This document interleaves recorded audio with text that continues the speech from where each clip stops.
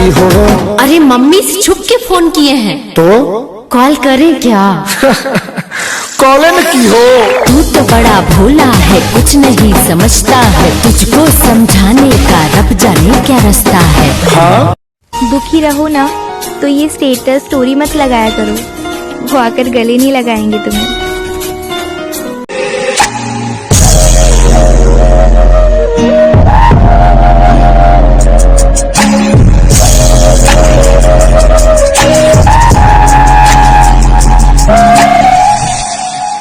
सबसे ज्यादा पूछे जाने वाला सवाल, बेस्ट फ्रेंड को गाली क्यों देते हैं? तो भाई देखो, पहली बात उनका जन्मसिद्ध अधिकार है हमसे गाली सुनना, क्योंकि वो हमारा बेस्ट फ्रेंड है।